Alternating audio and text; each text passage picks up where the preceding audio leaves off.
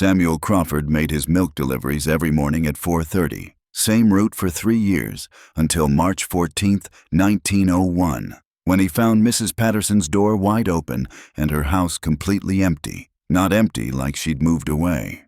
Empty like someone had erased every trace she ever existed. And she was just the first house on his route that morning. The town of Thorndale, Indiana, barely appears on maps from 1901. 43 families lived there, spread across farmland that bordered Shade State Park. Samuel Crawford knew every family by name because he delivered their milk 6 days a week before the sun came up. Samuel kept a delivery log. Every milkman did back then. The bottles had to be counted, the payments recorded. His log from March 13th shows normal entries. Mrs. Patterson ordered 2 bottles. The Hendricks family took 3. The Colemans wanted 1. Everything routine. March 14th's entries tell a different story. Samuel started his route like always. His horse knew the path without guidance. They stopped at the Patterson house first. A small farmhouse set back from the main road. Samuel grabbed 2 bottles from his cart and walked up the dirt path to the porch. The front door stood open, not just unlocked, completely open, swinging slightly in the pre-dawn wind. Samuel called out. No answer. He stepped inside, which milkmen sometimes did if customers needed to discuss their order. The house was empty. And when Samuel Crawford wrote "empty" in his later testimony to Sheriff Morrison, he underlined the word 3 times. No furniture, no curtains, no dishes, no pictures on the walls. The house looked like it had never been lived in. But Samuel had delivered milk to this house just yesterday. He'd handed 2 bottles directly to Mrs. Patterson, and she'd paid him. He had the money in his pocket. Samuel checked every room. Nothing. Not even dust. He went back to his cart and wrote in his log, "Patterson house empty. No delivery made." The next house on his route was the Hendricks place. Samuel knew John Hendricks worked at the sawmill. His wife Mary taught at the one-room schoolhouse. They had 2 children, ages 7 and 9. Samuel had delivered milk to this family for 3 years. The Hendricks house door was also open. Samuel didn't go inside this time. He stood on the porch and looked through the doorway.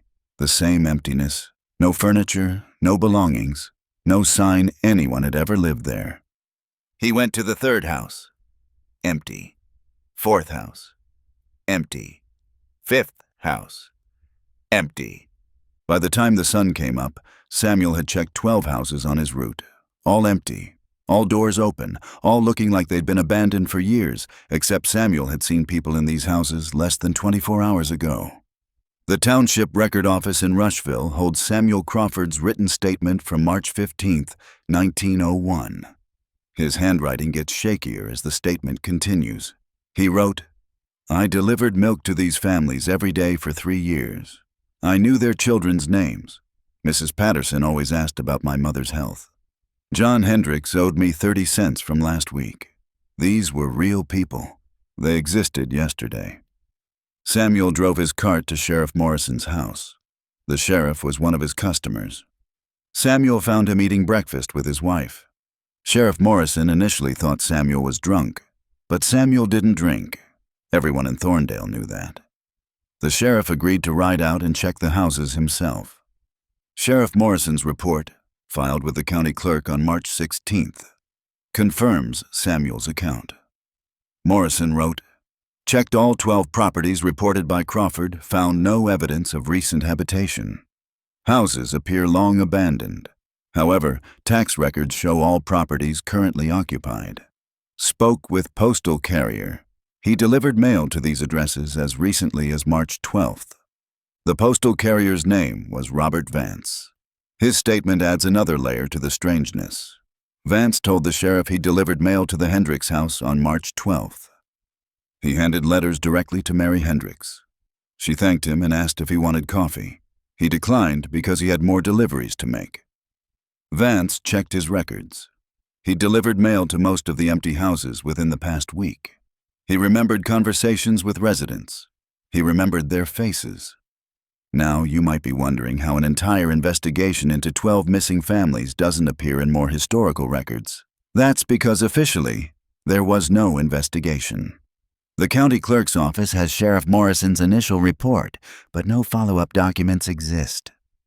The case simply stops being mentioned after March 16th, but if you dig deeper into church records and personal diaries from surrounding towns, you find scattered mentions of what happened in Thorndale, and those mentions suggest the story didn't end with 12 empty houses.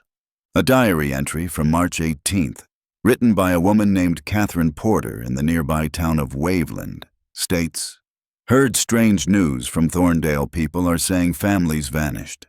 Brother says it's foolish talk, but he won't go near Thorndale anymore. None of the traders will."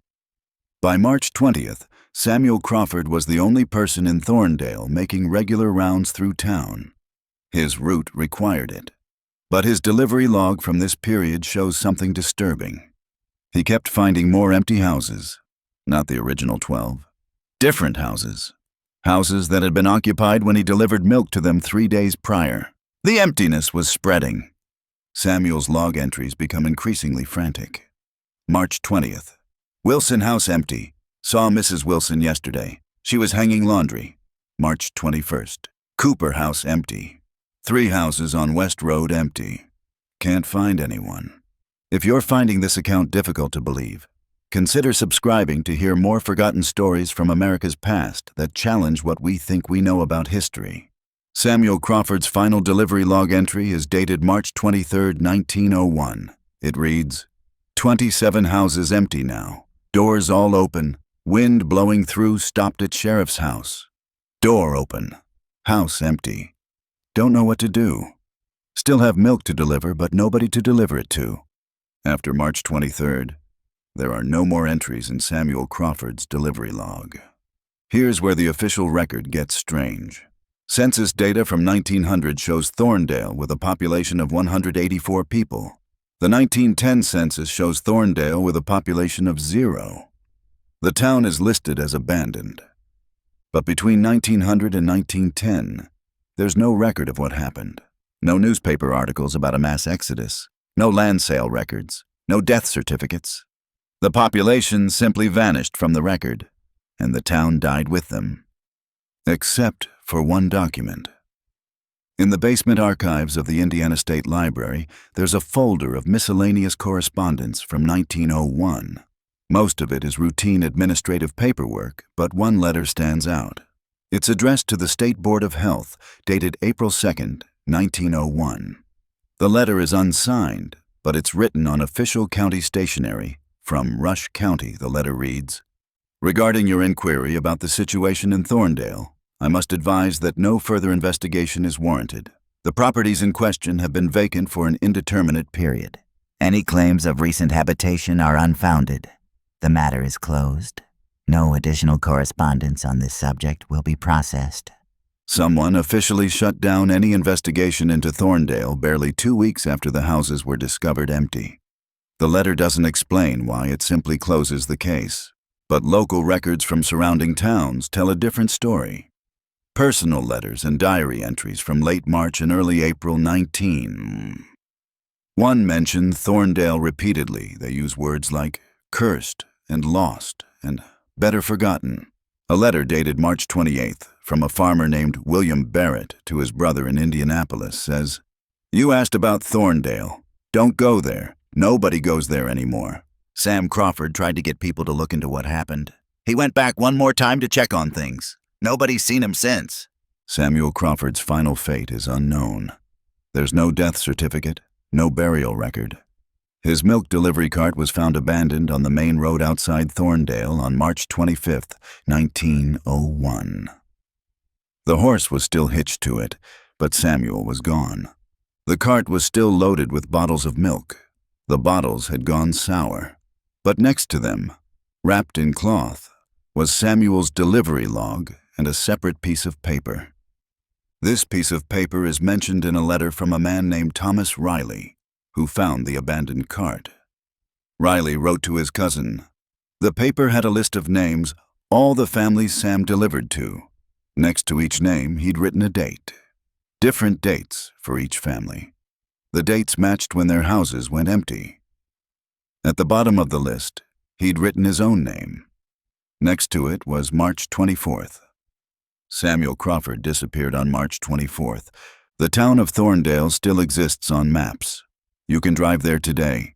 There are no houses, no buildings, just empty fields and forest. The main road runs through it, but there's nothing to see, no historical markers, no signs indicating a town ever existed there. But if you search property records, you'll find something strange. The land where Thorndale stood has never been sold or developed. It's still listed as belonging to various families: the Patterson property, the Hendricks property, the Crawford property. All owned by people who officially never existed, at least according to records after 1901. A historical research paper from 1963, written by a graduate student at Indiana University, tried to investigate what happened to Thorndale. The student, Margaret Hollis, spent 6 months researching. She interviewed elderly residents from surrounding towns who remembered stories about Thorndale from their grandparents. The pattern that emerged was consistent. Families who lived in Thorndale in early 1901 simply vanished. They left no trace. They had no relatives who could be found. It was as if they'd been erased. But several people Hollis interviewed remembered one detail their grandparents had mentioned. Before the families disappeared, before Samuel Crawford found the empty houses, there had been a milkman who delivered early in the morning. And some mornings, very early, before the sun came up, people claimed they could hear the sound of a horse-drawn cart moving through town, the clinking of glass bottles, the wheels creaking on the dirt roads. Even after everyone was gone, people in nearby towns said they could still hear it sometimes. A milk cart making its deliveries in the darkness, rolling through a town that no longer existed. Margaret Hollis's research paper was never published. She withdrew from the graduate program in December 1963. In her withdrawal letter to the university, she wrote only, "I can no longer continue this research. Some questions shouldn't be answered." The Indiana State Archives has a folder labeled Thorndale Incident, 1901. The folder is listed in their catalog, but when researchers request it, they're told the folder is missing. It's been missing since 1964. Nobody knows what was in it. But there's one more piece of evidence worth mentioning. In 2003, a construction crew was clearing land near where Thorndale used to be. They found something buried about 4 feet deep. It was a metal milk bottle carrier, the kind Milkman used in the early 1900s. Inside the carrier were 4 glass milk bottles, still sealed. The bottles were taken to a laboratory at Purdue University for analysis. The milk inside hadn't spoiled. It looked fresh. The lab dated the bottles to approximately 1901 based on the manufacturing style. But when they opened one of the bottles to test the contents, they found something that shouldn't have been possible. The milk was still cold. The bottles had been buried for over a century, but the milk inside was cold, as if it had just come from an icebox that morning. The lab couldn't explain it.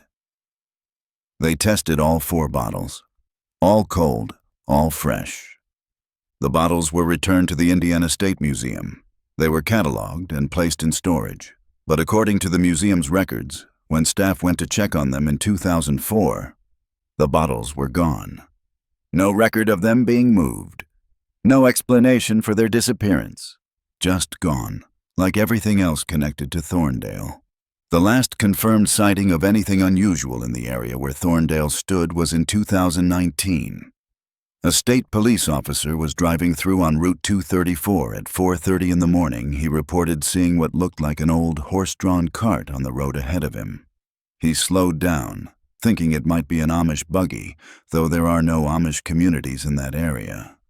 As he got closer, his dashboard camera recorded something. The cart was loaded with glass bottles.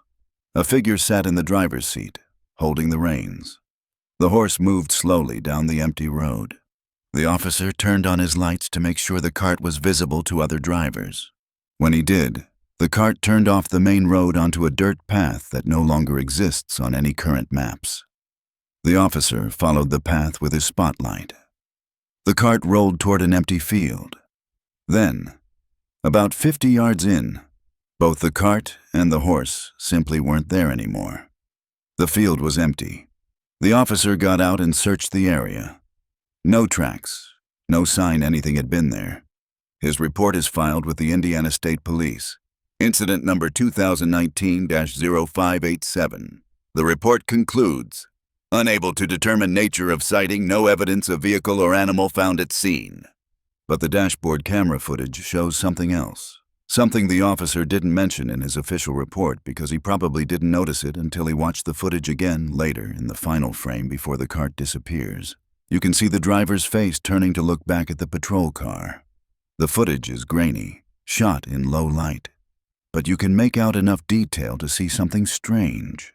The driver appears to be holding something up, something white and rectangular.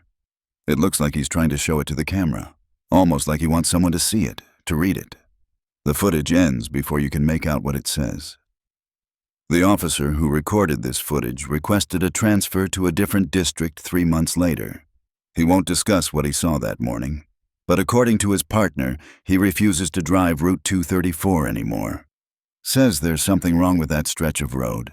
Says sometimes, very early in the morning, you can hear glass bottles clinking in the distance.